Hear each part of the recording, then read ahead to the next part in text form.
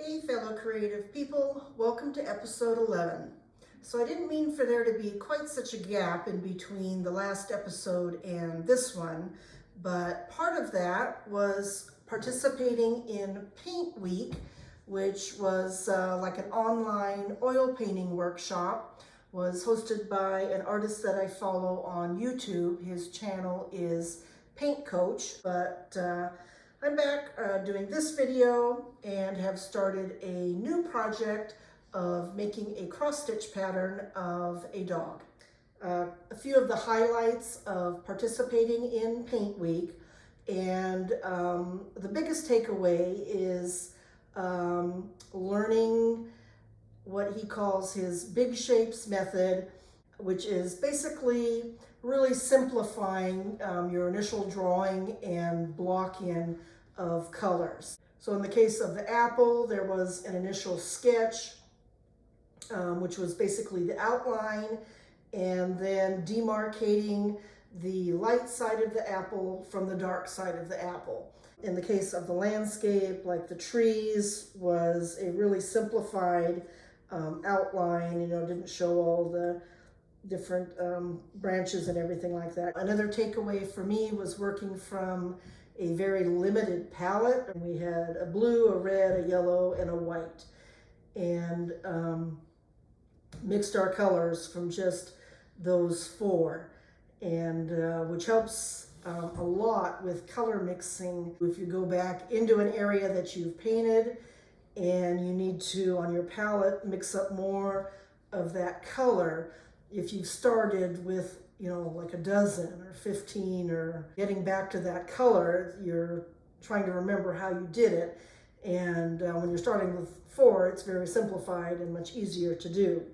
So, and then another highlight of doing the Paint Week was just the community of artists. He hosted a private Facebook group, and I'm not sure how many dozens of people were in it. It was a good-sized group.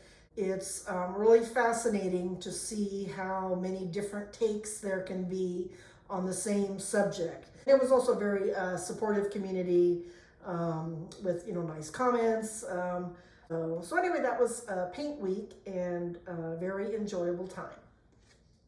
All right, on to the next project in progress, which is making a cross-stitch pattern of this dog. This is Chipper. He was a super sweet boy, and had him back, it would have been 1980 something, and always liked this photo of him peeking over the half door and like he's saying, "What's up?"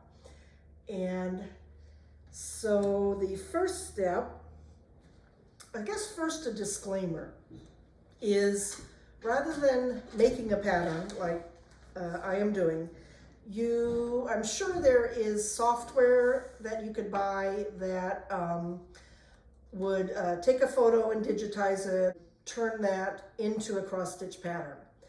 And another option would be, rather than buying software, is if you Google making a cross-stitch pattern from a photo, multiple results will come up. When I did it, I know that Etsy was one that was featured, different Etsy vendors, and would do that for you. You send them a photo, you get a pattern back. And the prices were, I guess they were reasonable, but if you're like me and you always have to be looking at the budget, careful of what you're spending.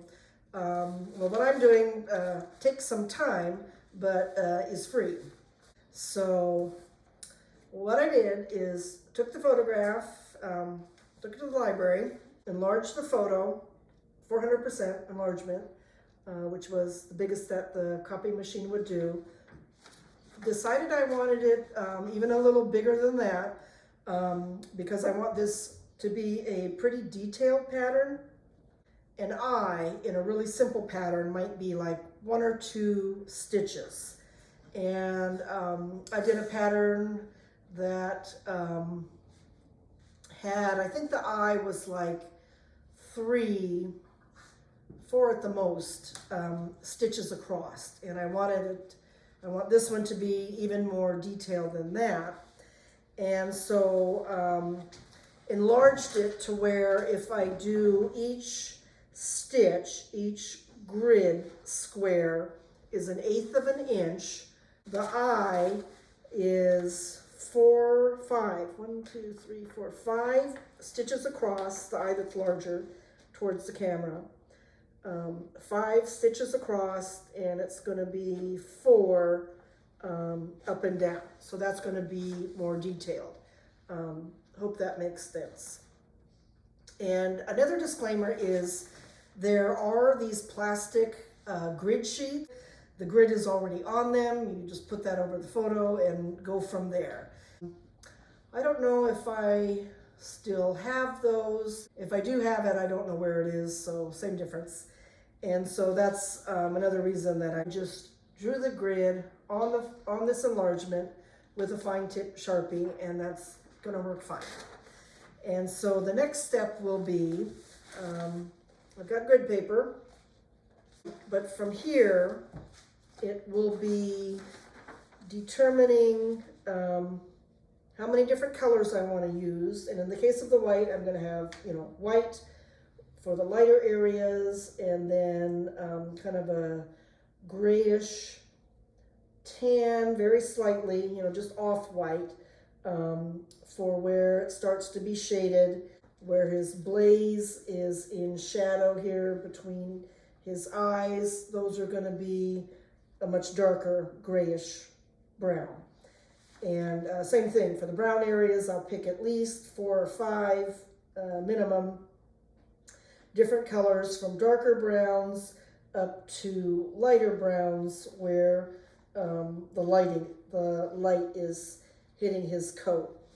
And for each of that colors, I'll pick a symbol, just different symbols, and they're all going to represent different colors that you're going to use. So the next step will be gridding out, making the pattern with the little symbols for each color, and putting them on the grid paper. So that's it for this episode. If there's any questions, please comment. Comment, like, share. All of those would be much appreciated. And we'll see you in the next video, and see how far along I've got on this new project. See you then. Bye.